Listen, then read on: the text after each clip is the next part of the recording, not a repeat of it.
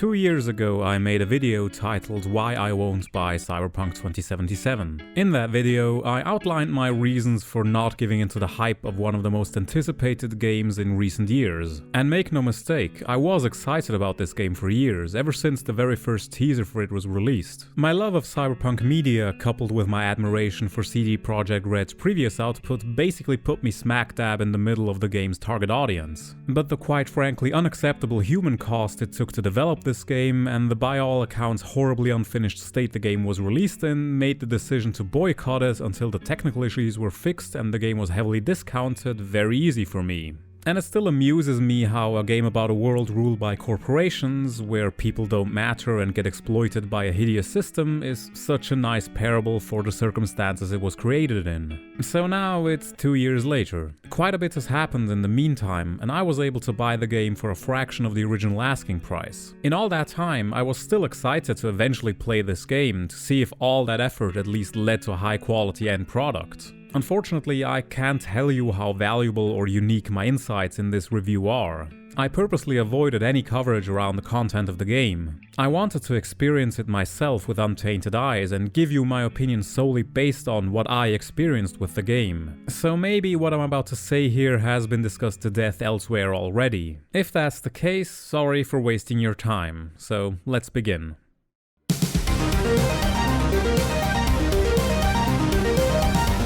Now let's get the most obvious and, in my opinion, least important aspect of the game out of the way. Cyberpunk 2077 looks absolutely gorgeous. It did bring my GPU to its knees since I turned on all the bells and whistles, but the DLSS technology made sure that the game still ran fine overall. Though it's clear that even that tech is getting to its limits, given how low the actual frame rate of the game would have been without all that upscaling tech. It also introduced tons of artifacts like shimmering whenever the camera was starting to move, ghosting trails, and really blocky fog and smoke effects. Though I have to say that it didn't massively bother me, since again, graphics tech is the least important aspect in a game. What's much more important is the visual aesthetic. And here I feel the game absolutely hit it out of the park, for the most part. Night City is a breathtaking world to behold. All the effort that went into shaping this city is on full display, from the dense downtown skyscraper valleys, to the glitzy mansions on North Oak, to the slums and the rundown Pacifica, and the arid desert regions of the Badlands. Every section has its own visual personality and feeling to it. I feel, however, that the game falls into a trap that many recent blockbuster games have fallen into, and it's not something I've heard a lot of people talk about. I believe that there's just too much visual detail on display in many areas of the game. And I know, this might sound counterintuitive to a lot of you, that density of details makes a game better and that these details and the added perceived realism enhance the immersion. But to me, a lot of the time overly detailed scenes just blur together into white noise. And I feel like CDPR should be aware of that, because they made this mistake before back in The Witcher 2. That game was a massive leap forward visually from the original Witcher on a brand spanking new engine developed in-house. For the time, the game looked utterly breathtaking, but it was also filled to the brim with details. Characters wore ornate costumes with every seam and button on perfect display. The foliage in the woods was dense enough that you could imagine reaching out and touching it. But it also turned the game into a hideous mess to look at, especially when you had to pry your eyes off those details and focus on navigating the world or engaging with enemies. And The Witcher 3 clearly addressed that problem. Sure, it was still a graphical powerhouse, but it was much less dense on fine details or harsh contrasts that made for a much more readable picture. Unfortunately, Cyberpunk 2077 seems to be a step back, with many scenes where you can barely tell what's important. Never mind the catastrophic use of contrast that makes scenes that contain both harshly sunlit highlights and deep shadows a pain to look at. Maybe if the game wasn't this densely detailed, it would have also had the ability to render larger distances comfortably, so the pop-in and level of detail adjustments weren't so abrupt and therefore extremely noticeable. The game really reminded me of the old GTA titles on the PlayStation 2, where if you drove fast enough on certain long straights, you could end up driving on thin air because the console wasn't fast enough to load in that chunk of map from the disc. It's not quite as bad in Cyberpunk 2077, but for a game running on a modern machine on a fast NVMe SSD drive, this should be a solved problem. If immersion is your goal, I'll gladly accept fewer details for less jarring pop-in, because on the sliding scale of realism, stuff just materializing in front of me is infinitely less realistic than having less bric-a-brac lying around. This nicely leads me from probably the least important part to a much more important aspect of the game, something it seems to have been struggling with ever since it launched, and that's the bugs.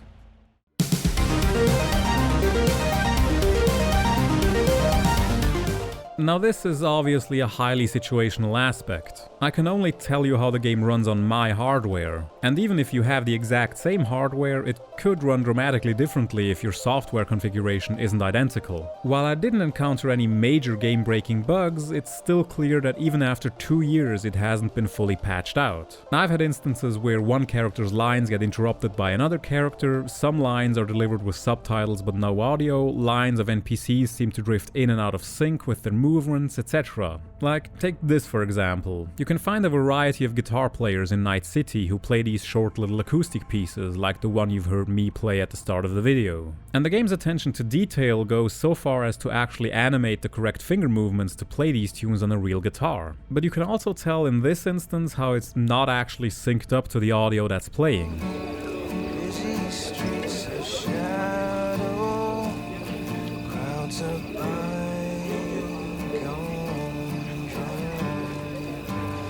and the starlight high above. All that work and effort in making the movements reflect what a real guitarist playing these tunes would look like is wasted because the game can't sync up the animation and audio 100% of the time. A less realistic implementation wouldn't have raised an eyebrow in a world where From Software just now learned how to do basic lip sync for their NPCs in Elden Ring. By aiming for more realism, especially on aspects that don't require them, the shortcomings become much more apparent, and it turns the sunk cost of these features into a waste of time, money, and effort. There are also plenty of visual glitches to be found, like flickering or missing textures on objects. Enemies sometimes bug out and become completely unreactive, NPCs can be seen walking on thin air, and to tie it back to my complaint about the game's overly detailed spaces, whenever I pick up an object from a table or shelf with a lot of other stuff on it, there was about a 50-50 chance that these objects would just explode around me. There were also camera issues during these meditation missions where my camera just started drifting around, arguably snapping my character's neck given the perspective. These bugs and glitches also seem to become more frequent as time went on, and in general the game just gives off the impression that it barely manages to hold itself together to remain playable. As I said, I encountered nothing game-breaking, I managed to get through the entire game just fine. It's just that I have this unquantifiable feeling that CDPR are flying by the seat of their pants here, and that the game could at any point completely crap itself if you look at it funny. And I really must come back to the game's launch here. I remember the studio proudly proclaiming the game had gone gold in October of that year, only to then delay it again until it finally launched in a, by all accounts, horribly buggy state, which they must have been aware of. It signals to me that CDPR clearly bit off more than they could chew, in multiple respects. They were on the top of the world with The Witcher 3, deservedly so, but they clearly felt that they had something to prove, anything less would have felt like a step backwards. And so we were left with a project that took almost a decade to come out and still felt rushed on many fronts to meet a deadline that had already been pushed back multiple times. But all of this stuff, the graphics and the glitches, are all just window dressing. Graphics aren't that important, as I keep preaching, and glitches can be patched out with enough time. What about the actual game, the experience the player is intended to have? Let's start with where the game takes place, Night City.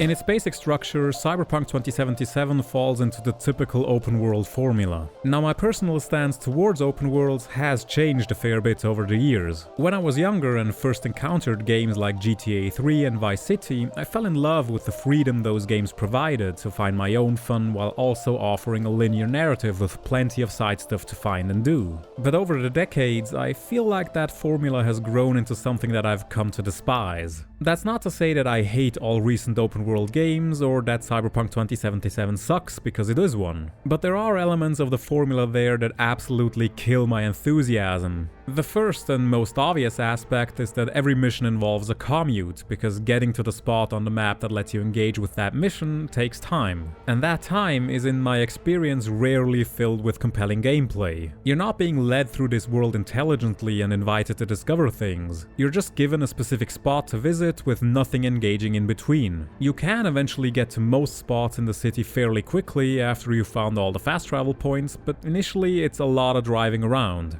And the driving in this game is just okay. It's not massively satisfying even once you unlock the best of the free cars, the Batmobile, but it's serviceable enough if you want to treat driving solely as a means to an end and not an engaging part of your game. Though I have to admit that one of the highlights of the game was discovering the in-game radio stations. This is nothing new, again GTA had this stuff for decades. They serve both as a cool way of providing players with a customizable soundtrack, while at the same time offering a means of world building through radio broadcasts.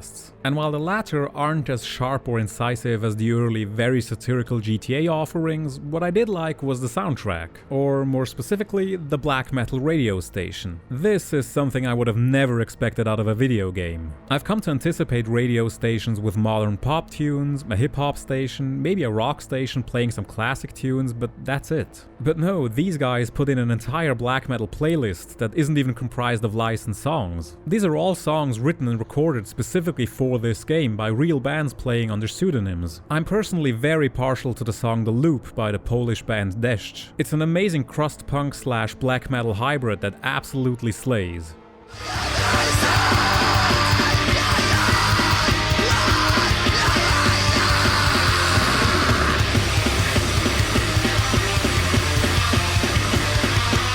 This is the first time in a very long time, probably since the last time I checked out the Tony Hawk games in my teens, when a game made me want to check out a new band. And I get that this stuff must sound like endless screaming and noisy distorted guitars to most people, but hearing an in-game radio station that caters to my niche tastes was awesome. Maybe only a handful of players listen to this station, and maybe there's this one lonesome voice at CDPR campaigning for this, but whoever that person who proposed this was, I salute you. What's also awesome is to see a game having the balls of putting in stuff like Miles Davis's Bitches Brew, even if it's an abridged version and not the full one from the album. Anyway, before I completely lose myself in this tangent, let's get back to the actual gameplay. Because while I enjoy driving around thanks to the kick-ass music I got to hear, I have to say I don't really understand why the game chose to have the option of letting us steal cars driving around the city when we can just summon our own car at will anywhere on the map. You're never required to make a quick getaway anyway, so it's just a pointless addition for the sake of being more like every other open world game set in a modern or futuristic city. To me, it seems like this was a feature that was implemented because it was expected of the formula, not because it made much sense. While I'm already talking about the driving, I have to mention here that this game is another one of those that suffer from requiring you to look at your minimap all the time to find your way around. Yeah, there are floating markers that point you in the right direction, but if you don't want to muck around in a cul-de-sac every time you intend to get anywhere, you'll be staring at the top right corner the entire time. And I've come to absolutely loathe this style of open world traversal. Night City is huge, so it's already asking for a lot of brain space to form a coherent mental map of it when I had to look at it whizzing by, but I never got to really internalize the look and layout of the city because I was looking at the damn minimap the entire time. I thought this was a solved problem. There were tons of games over the past decades that had an arrow at the top of the screen or dynamically drawn lines on the roads that led you to your destination, so you could look at the part of the screen rendering actual 3D graphics instead of a top-down map. Heck, since this is a cyberpunk future with optical implants, you could argue that these overlays get drawn on your eyes dynamically, like your Hackovision, if it's that important to ground this stuff in perceived realism. I didn't care that Crazy Taxi had that quote-unquote unrealistic arrow at the top. It was a fun game regardless, and this would have made driving around Night City more fun, and it would have helped me remember the layout of the city and the effort that went into creating it more easily. To get back to my complaints about open-world game design, I also think that open worlds have become too big, at least for the games that aren't designed in ways to make sensible use of all that scale. There are games that have huge worlds that still feel like you're getting familiar with them because they lead you through them sensibly. And then there are the games that just copy the GTA/Ubisoft formula and let you loose in a wide open space to find missions at the marked location with little else to do. That worked on smaller open worlds because the smaller size and the larger number of repeated traversals of the same small area carved the layouts of these worlds into my mind. My partner recently showed me this picture from The Sims 3. I immediately recognized that this is the eponymous city from GTA Vice City. The layout of that map has been burned into my memory forever from driving around that city for hours, not to mention looking at the physical printed map. A mere glance at that picture brought back dozens of memories of that game and almost made me want to revisit it. But I doubt a recreation of Night City in another game would elicit the same reaction from me. I never felt like I had that deep of a connection to the city as a whole to remember all its constituent parts. And this isn't just a failing of Cyberpunk 2077, this is a problem across many open world games where the open world that's supposed to be a draw of these games takes a massive backseat. In the grand scheme of things, Night City isn't a badly crafted open world. I actually like the freedom it grants you to climb around buildings and how it has more verticality to it than many other open worlds, but it's chafing up against the problems of the formula itself without ever being able to overcome them. For example, the way you're intended to interact with the map by doing quests.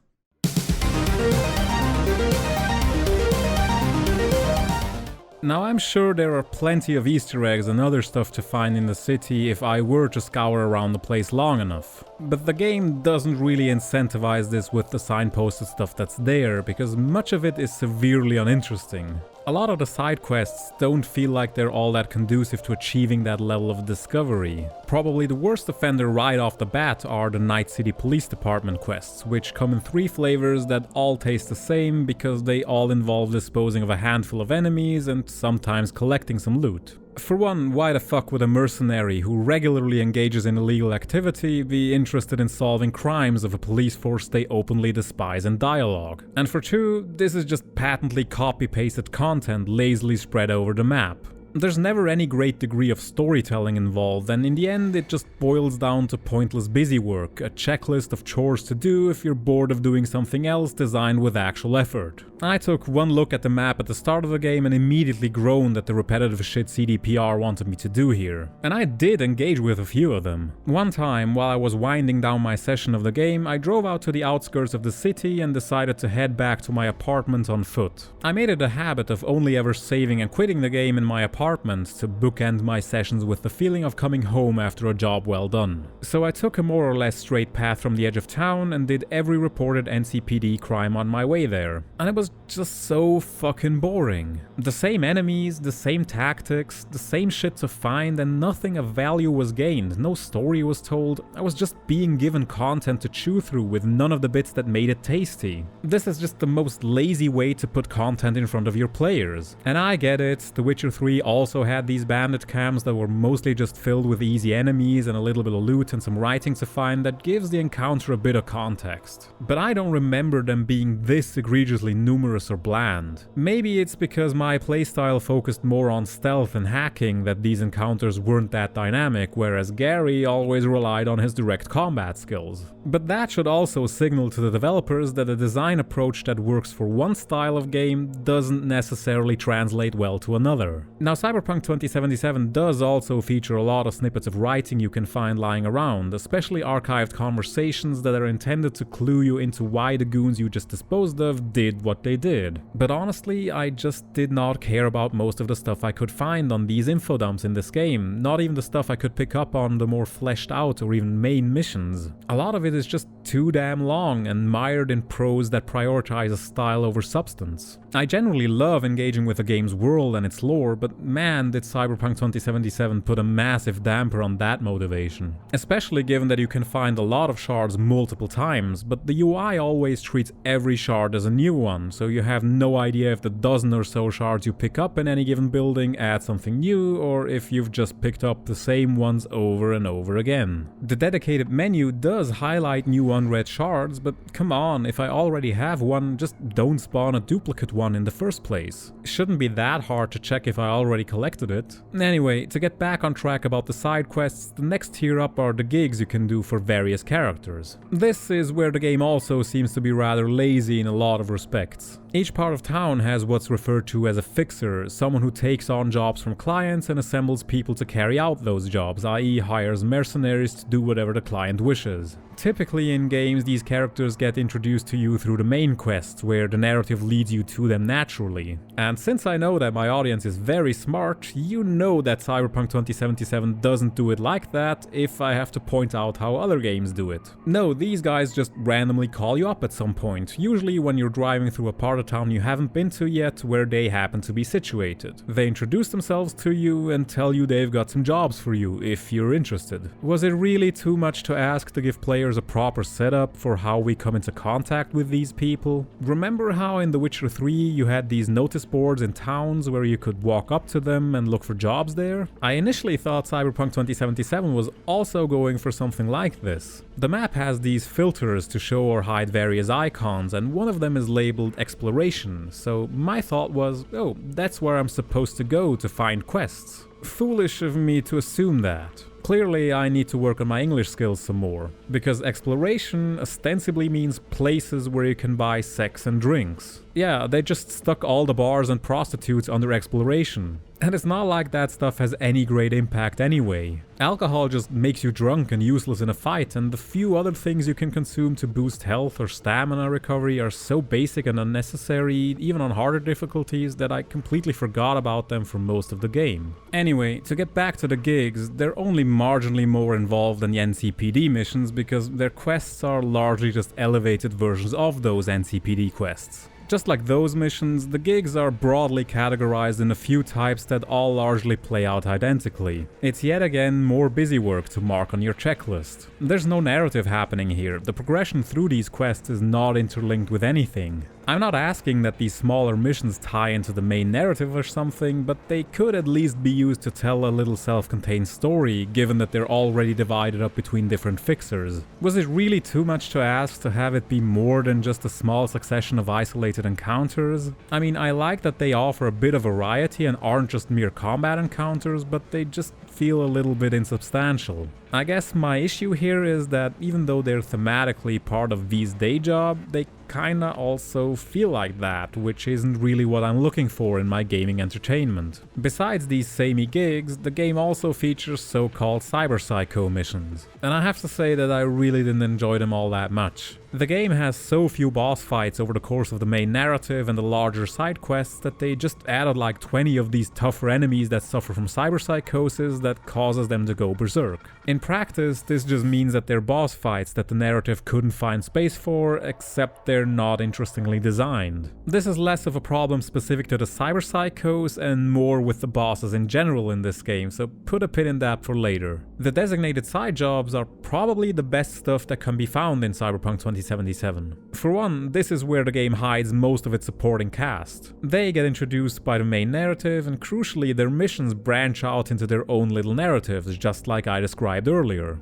I generally liked playing through these, though quite a few of them and not an insignificant number of main quests have this issue where the game loves to have you and these characters walk somewhere. Fine, it's something a lot of games do, but for fuck's sake, did you have to make it a total nuisance to play by not adjusting their walking speed to mine? I thought you had this shit figured out with The Witcher 3, but apparently not. Because here we are, yet again, with a game where you can toggle between running, walking, and walking a bit slower, and neither of these three speeds are adequate to comfortably walk along with an NPC. Sometimes the game manages to slow you down just right if you aim your crosshair right at the character's back, but this is an inexact science at best, and sorry, I just don't find it engaging to have a conversation with someone facing and walking away from me, especially given how excellent all the other dialogue scenes are in their framing. I get that this is less of a problem if you're playing with a controller where you have analog control over your movement speed, but I'll be damned if I play a game with FPS controls with a controller. No son, this is a mouse and keyboard household.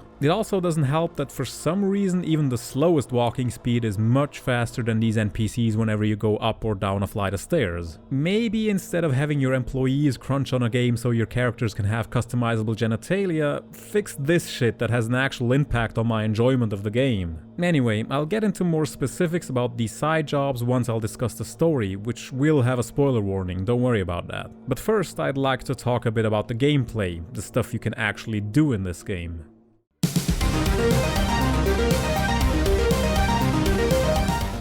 Cyberpunk 2077 has clear aspirations of mixing two genres. The first one, which we've already discussed, is the open world game, most notably taking influence from Grand Theft Auto, which is why I've been alluding to that series in particular. The second one is the immersive sim. Now, anyone who's familiar with my videos will know that I really enjoy immersive sims for their ability to offer a variety of gameplay styles that don't rigidly adhere to a specific set structure. They incentivize player creativity by allowing players to find interesting ways to traverse levels or deal with problems in unconventional ways. And in some sense, a lot of immersive sims already have a significant crossover with the idea of open world games. They tend to feature larger hub levels that the player can freely explore instead of linear tunnels leading you from objective to objective. So in principle, the idea is sound to just expand these hubs into full open worlds. In practice, however, the open world does little to enhance the exploration. As I mentioned earlier, what it mostly does is add a lot of distance between missions and their objectives without much in the way of interesting gameplay happening while you're traveling from place to place. So the mixture doesn't lead to a sum greater than its parts. Fortunately, it also doesn't massively subtract from it either. The open world is more an element that runs parallel to the immersive sim, but the two never touch. That raises the question why you would even need the open world to begin with, and my answer to that is you don't. As much as I liked the new music to listen to thanks to the car radio, driving around wasn't stimulating on its own, and it didn't impact any of the other elements in any tangible way. But what about the immersive sim portion? Well, here the game actually fares quite a bit better for the most part. The skills you can learn through the mandatory and, in my opinion, way too large skill tree, again, put a pin in that for later, broadly serve three distinct playstyles: hacking, stealth, and combat. There are nuances here, like the combat is further subdivided between melee and ranged weapons, and even weapon specialization is gated off by distinct skills. Likewise, stealth isn't just about sneaking around. Skills from the body and technical ability branch enable you to unlock or force open certain pathways to make getting around spaces unseen easier. And to the game's credit, most mission areas are designed with these three gameplay pillars in mind. You can obviously play the game like any other combat-focused game and won't feel much of a difference in principle. In practice, combat didn't feel that satisfying to me. What little I got to use of melee combat, mostly in the boxing-related questline, didn't feel impactful or precise enough to engage with on a permanent basis. The shooting does fare a bit better, but it doesn't rival a dedicated first-person shooter. I mean, it's fine, it does the job well enough, but it's clearly not intended to be a high-octane adrenaline feast like Doom. And honestly, combat in an immersive sim that allows for a more indirect approach always seems like a last resort type of thing, something you do if all else fails. Stealth also feels fairly rudimentary and is not something you can use exclusively. It feels more like a tacked-on experience to the hacking which it builds upon. Sneaking around levels directly doesn't feel rewarding, even if the game offers the now typical ability to cuddle enemies to sleep when sneaking up on them from behind. And more importantly, stealth also gets completely obliterated by hacking, because that often lets you get rid of all the enemies without even setting foot into the compound. Seriously, I've completed multiple missions from outside of the building by scouting for a camera to hack that allowed me to hop around between all the cameras in the building and just remotely take out all the enemies inside. Once that was done, I could just stroll in undeterred and go about my business completely unbothered. And, you know, that's fine. That's the playstyle I chose for myself, a hacker who tries to be sneaky. I'm not complaining about the game allowing me to do that, it takes commitment to pull this through the entire game. Which is why it pains me even more now to tell you that Cyberpunk 2077 doesn't manage to do that. Now, I mentioned earlier that the boss fights were severely underwhelming, and the biggest reason for that is that they just didn't register as designed boss encounters intended to really test your skills and knowledge of the mechanics. They were just harder regular enemies, bullet sponges designed to tank a ton of damage. They don't seem to be designed to make use of the game's aspirations of being an immersive sim. And they also cheat. As mentioned before, my V is very into hacking, and there's this one quick hack you can get that's insanely useful. Well, many of them are insanely useful, but this one even more so than the others because it can immediately knock out an enemy. There's also a quick hack that can immediately kill an enemy, and a third one that can cause them to commit suicide, but since I intended to play the game as non-lethally as possible, I stuck with the knockout hack. And guess who's immune to getting knocked out? Yep, the bosses and the cyberpsychos. And I understand the impetus behind that, and I can already imagine a bunch of rebuttals why it would be a bad idea to allow players to just knock out the bosses in one fell swoop. But that's not the problem I'm trying to highlight here. My problem stems from the fact that I'm already granted this nuclear option at all, regardless of who I'm allowed to use it against. And not just that, as I said, a few more than these 3 insta-kill quick hacks were quite useful, like Short Circuit and Overheat. Both deal considerable and, more importantly, non-lethal damage, to the point where you can take out most stronger enemies by chaining the two up one after the other. My problem here stems from the fact that hacking is just so powerful and convenient that it became my go-to strategy for everything, to the point where nothing outside of the mandatory fights where hacking is useless posed any threat to me. I played the game on hard difficulty, and early on, when I still had to engage in a few more firefights, the game was challenging. But that challenge quickly evaporated once I had some money to buy a few augmentation upgrades and better versions of these quick hacks. Getting better and stronger is part of the RPG experience, but as a designer, your job should be to find these broken strategies that allow players to optimize the fun out of your game. It's not my job to find the fun, it's your job as a designer to lead me to it. The game really didn't manage to scale up the challenge at all for my personal playstyle. It did the bare minimum to claim that the game had hacking and immersive sim-like variety of approaches, but the hacking approach wasn't designed in a way that made for compelling gameplay.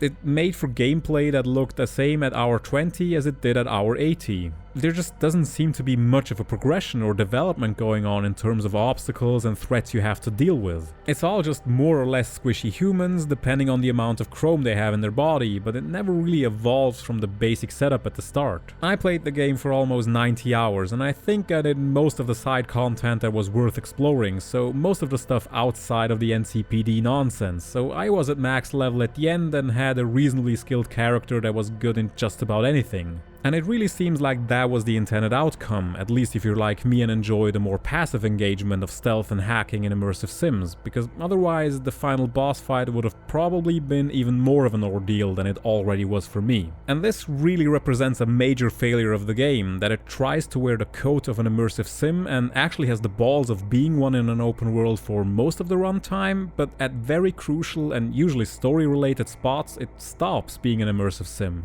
Remember how people complained about the boss fights in Deus Ex Human Revolution and how they had to fix them in the director's cut to work for players who didn't specialize in combat? It's the same damn mistake all over again, and CDPR managed to forget an almost 10-year-old lesson. But there are also more lessons CDPR failed to learn.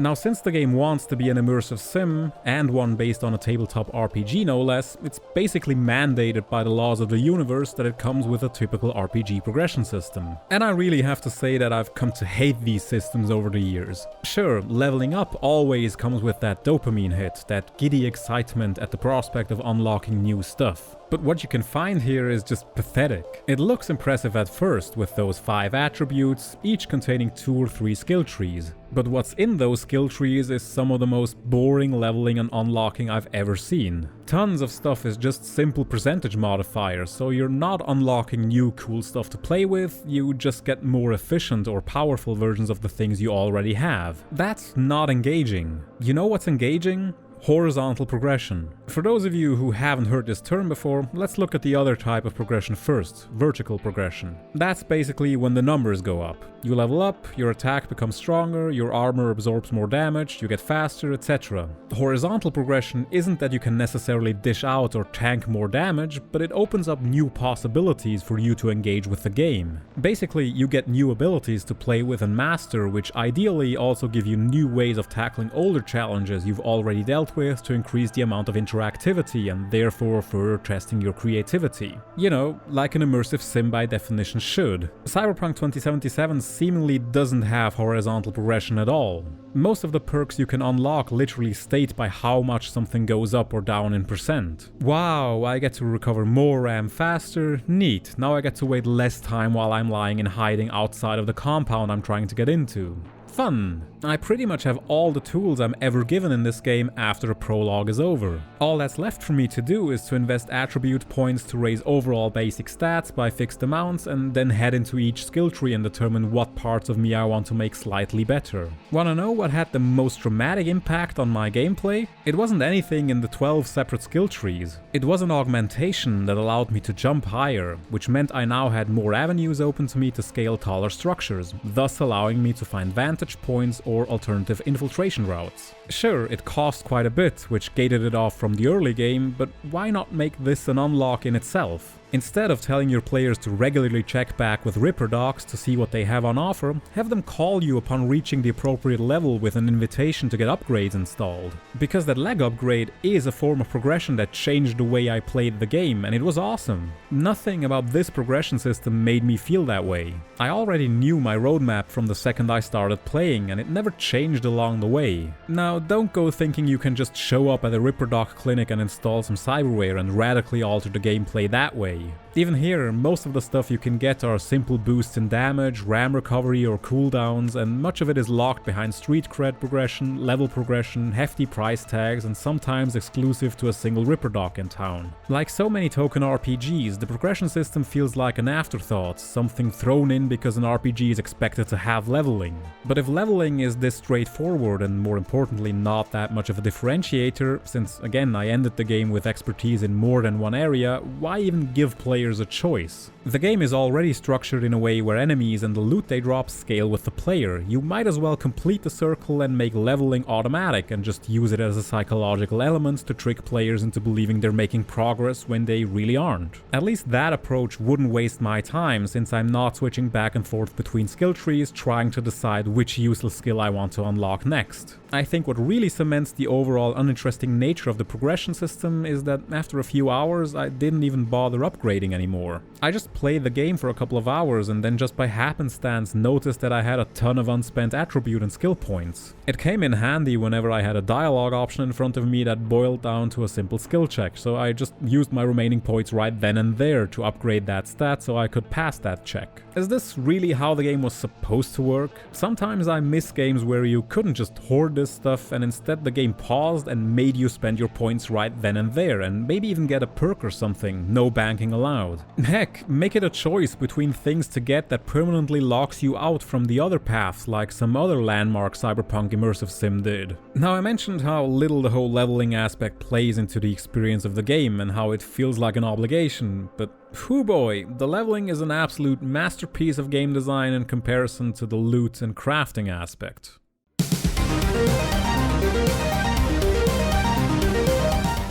Get ready to pick up horrendous numbers of interchangeable weapons and pieces of clothing to compare. Thrill at the prospect of discarding the lower numbers to get turned into resources that you can then use to craft and upgrade weapons. Because apparently, this is the pinnacle of game design and something every player wants, an endless string of numeric comparisons and administrative busywork. It has to be, otherwise I can't explain the massive prevalence of this system across gaming as a whole. But that's not all. If finding new stuff doesn't appeal to you, you can also just craft new gear instead. Unfortunately, finding new gear makes crafting utterly redundant by the fact that the stuff you can craft or upgrade becomes worthless quickly because, as I said, enemies and their gear scale with your level. Crafting also seems to be heavily discouraged because one thing higher level weapons and clothing allow for is modification. But it's not like you can extract these mods back out if you want to switch out a piece of gear. At least not until you've unlocked a fairly high level skill on that bleeding skill tree that lets you retain them if you break down the item into raw components. That means that all that money, the resources and those mods are spent on something that becomes useless quickly and can't be repurposed later on. You either commit to leveling up until you get back those mods, or you end up buying multiple copies of the same thing just so you can keep using these mods on better future weapons. And as with so many other things, the crafting aspect just seems to be there simply because modern games require a crafting component these days. And yeah, I get it, immersive sim give players different types of engagement to solve problems however they see fit. But is crafting really enabling you to play the game differently to how you would have done it had it not been there? Because again, enemies and weapons scale with your level, nothing poses that much of a greater threat later on that would incentivize you to invest in crafting when what you've crafted becomes useless quickly and frequent weapon switching is encouraged by the constant damage number comparisons. To me, these types of systems, the number comparisons that turn the game into office work and the crafting that take away time from the actual gameplay to have you mess around with menus, just seem like a massive waste of effort on the part of the developers.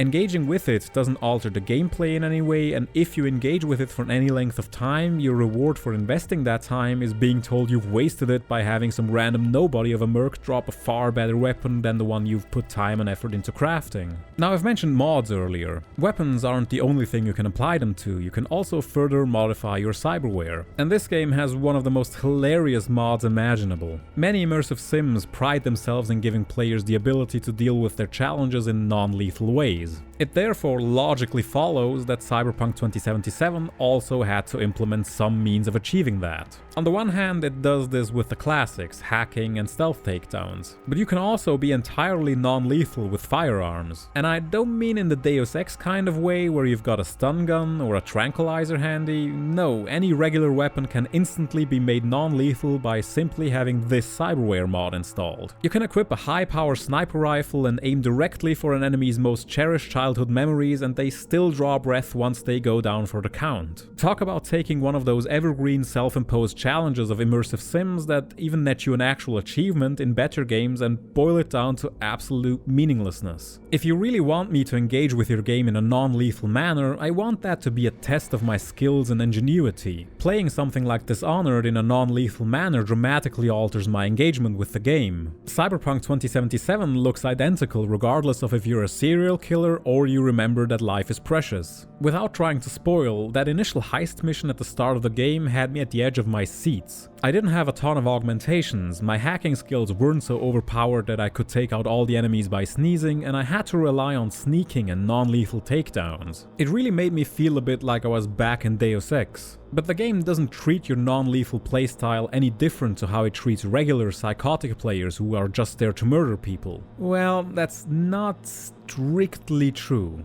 If you engage in missions where the goal is eliminating a target, you can deal with them non-lethally and then have to drag their limp body back out and dump them in the trunk of a getaway car. That's at least some form of consequence of choosing the non-lethal path, but that's also the only consequence of doing so. CDPR ostensibly heard that immersive sims offer a non-lethal option, and they gave you a simple one that ensures that no child gets left behind. And that's one of the other major failings of the game. You simply don't have to commit to anything here. You can become an expert marksman, hacker and stealth assassin and do everything non-lethally thanks to your bullshit cyberpunk technobabble augmentation that somehow turns your hollow points into gummy bears or whatever else they claim to turn into once they penetrate your enemy's skull. Sure, the game has so-called smart weapons whose projectiles automatically seek their targets. And here the game can just claim that these projectiles are programmed to only go for limbs and other non-critical parts of the body if you have that mod that ensures non-lethality. But what would have helped sell that is if this augmentation was only applicable to this type of weapon,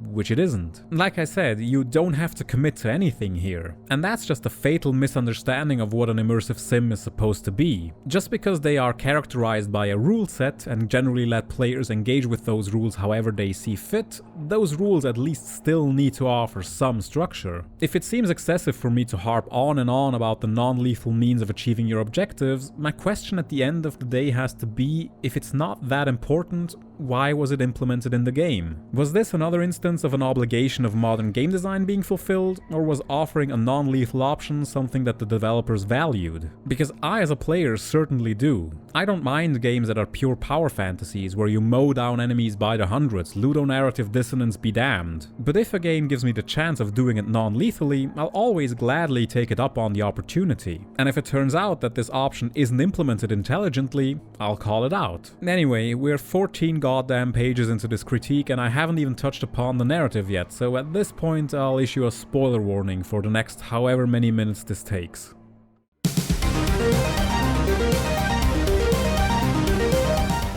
As much as I've railed against many of the game's shortcomings and the endless unnecessary busywork, the story is one of those aspects where I have to say that it really shows how much effort went into crafting it. Now, any story worth telling is typically built on a foundation of strong characters, and this game is chock full of well-written characters. A lot of them aren't likable per se. Personally, I never got warm with Johnny Silverhand, but pretty much all of them are engaging personalities who are entertaining to interact with. And it's not just the main quests that shine with their writing, but also the aforementioned side jobs, some of which feature quite excellent little science fiction stories to play through. There are obviously quite lengthy quest lines that each involve your potential romantic companions, which are all varied and well written, so they're definitely worth playing through to the end. They're not massively novel affairs, mostly treading already familiar ground, but in execution they don't leave much to be desired. Though I do have to say Judy's storyline really resonated with me a lot, since it really amped up the human drama. But even beyond the stories of your potential romantic conquests, each of which, by the way, is reserved for a specific gender combination, two questlines that really stuck out to me positively were the ones involving street racer turned bartender Claire Russell and the Paralyses, a couple of political figures who are intent on winning the next mayoral election of Night City. On the surface, Claire's story is just about petty revenge. She and her partner used to be street racers until her partner was killed during one of those races. These races are known for being lethal, so that's something every participant is aware of. Claire, however, has deep suspicions that her partner's death wasn't just a consequence of the race itself, but a deliberate murder attempt by a rival. This is why she enlists V's help in participating in a couple of street races to then be able to race against her former rival to exact revenge upon him. It's never made clear what the ultimate truth here is, but what sells the narrative is Claire herself. It's just such fantastic characterization, both from the writing and the voice acting, that really drew me in. And I just love how this quest doesn't give you the facts outright. You don't know if her husband was murdered or if it truly was an accident, as the other racer claims. But the setup for the conflict is just so nuanced that it really feels like your choice to make as a player. It's up to you who to believe. Nobody will chastise you for making the wrong decision by either allowing Claire to take lethal revenge on that rival racer or by holding her back. Heck, you can even avoid the decision entirely by just finishing that final race and not bothering with going after her rival at all.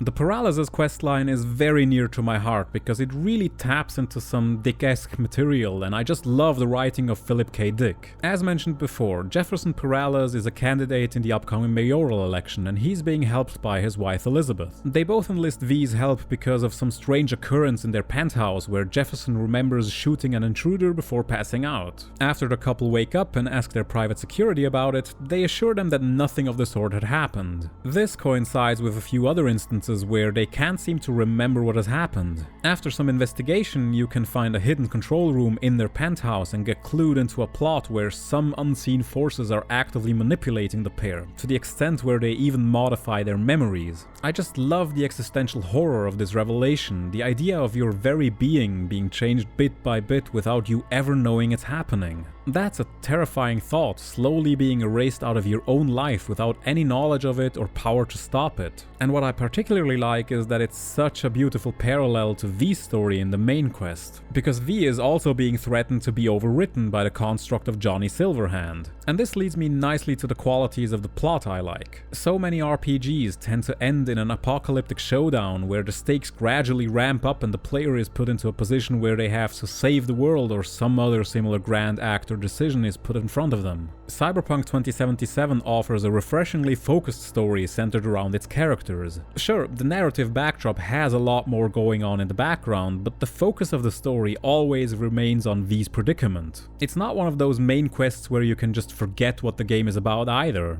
Johnny's near constant presence everywhere makes sure you never forget that there's supposed to be a ticking clock in the background. Though the game can't quite escape the typical problem of not being able to convey urgency in a genre known for putting the main problem on the back burner for dozens of hours until you come back to it once you're done with all the side content. That's something I feel RPG makers in general should become better at tackling, because the progression through the side content should be guided by the main story and, more importantly, also in service of that main story. As much as I like the tight focus of the narrative, as I play more and more RPGs, I tend to notice these with clear patterns. The game opens up with the first act of the story, the inciting incident, and then it introduces all the side stuff you can do, and it's happy to just let you work off the checklist. And Cyberpunk 2077 is rather clumsy in that regard. You can almost feel the gears turning once the first act is over and you're allowed to engage with the rest of the content that's almost entirely removed from any of the progress you make in the main plot. I have to once again mention the different fixers who just call you out of the blue to hand you some quests. And as much as I enjoyed the tight focus the game keeps on V's plight, the main missions do feel rather rigidly structured sometimes. Quite a few of the missions feel more at home in a tightly directed linear experience and less as an opportunity for the immersive sim portion of the game to shine.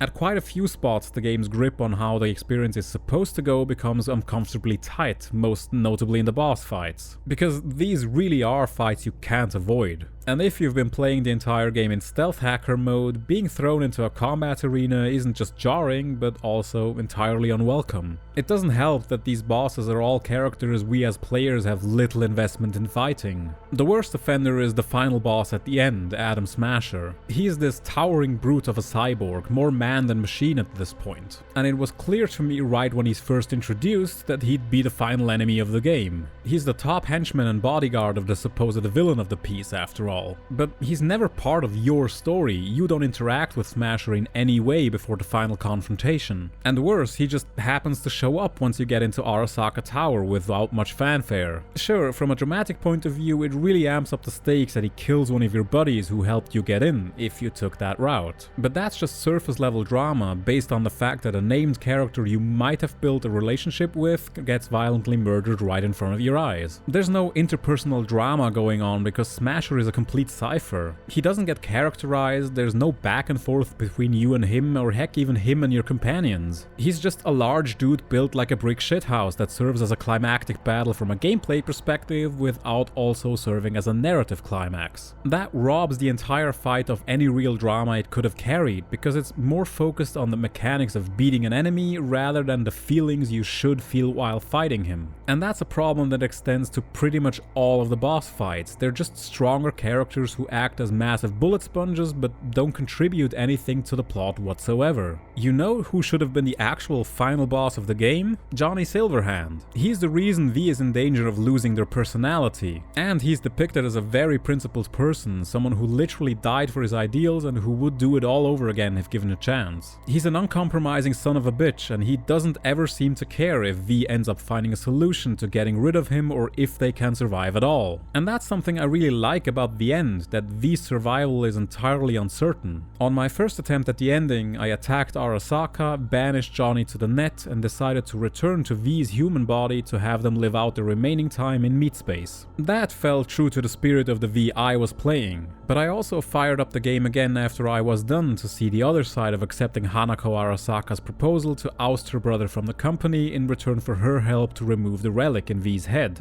Predictably, the removal still ends up with the diagnosis that V would end up dying after a while. But there is a ray of hope for V in this instance if you chose to upload your consciousness to Arasaka's servers. Because in this ending, the whole idea of a construct overwriting the personality of someone else comes back when it gets revealed that Saburo Arasaka, the old geezer who gets murdered by his son at the start of the game, also had his consciousness uploaded. And his scientists have found a way to re-inject his consciousness into his son's body to be born again in a younger shell. Obviously, this is far from guaranteed to our lowly mercenary V. Arasaka could just as well lock up their consciousness like all the other ones in their little digital prison and never let them out again. But the ambiguity of the ending is what makes this choice so compelling. You can't ever know if V truly survives in any of the scenarios in the long run. But I personally really liked this ending, not just because of its uncertainty, but because it forces you to accept the deal with the devil here. The Arasaka Corporation and pretty much all the corps in this world are the villains. And yet, as much as they ruin the world, V's only chance to return as a human to live out a full life is by directly betraying the ideal Silverhand has died for. Unfortunately, this is also a balancing act that the game doesn't quite manage to pull off. Silverhand is kind of like Rorschach from Watchmen. He's principled to a fault and incapable of seeing progress as a series of little steps. It's either all or nothing with these characters. That's why they polarize and why quite a few people seem drawn to them. But ultimately, they're not characters worthy of emulation, because if you replicate this kind of behavior in reality, you just end up alienating everybody, like Johnny does with his mates during the flashback scenes. So the developers were at least aware of how this personality works against actually achieving your goals.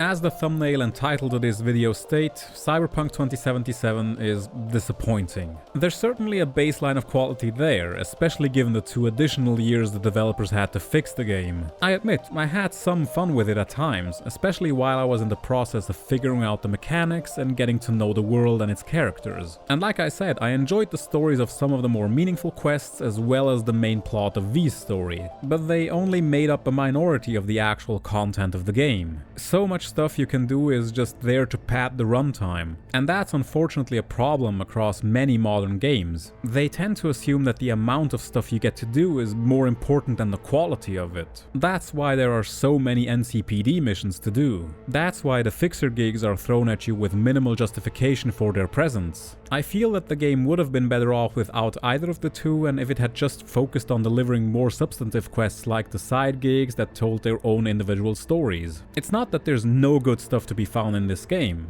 It's that some of the really good stuff you can find is buried under layers of things that were unnecessary and ultimately detracted from what was important. Customizable genitalia aren't important. Stealing cars isn't important. Crafting, upgrading and modifying weapons aren't important. And yet they're all there, resources spent on things because that's what an open world action game needs to have, apparently. Cyberpunk 2077 isn't interested in moving gaming forwards. It's mired in a design ethos that has plagued big budget game design for years, if not decades at this point. It tries nothing new, and for a game looking towards the future narratively, doesn't dare to do so with its gameplay. I want to come back to that video I made 2 years ago, about not buying Cyberpunk 2077 on release. My reason for doing that was mostly tied to the human cost it took to make, but I was still excited to play it someday. But honestly, my excitement was a waste. Had Cyberpunk 2077 been released in 2020 with zero crunch by the developers and no bugs or performance issues, meaning had I bought it back then, I still wouldn't have been enthusiastic about the end product. My anticipation for this game would have still evaporated upon realizing that it was just another open world action game. One that certainly tries to incorporate immersive sim qualities, but ultimately leans too far into the direction of modern AAA open world game design to be called anything but a disappointment. It's not outright bad, it's just not as good as I wanted it to be.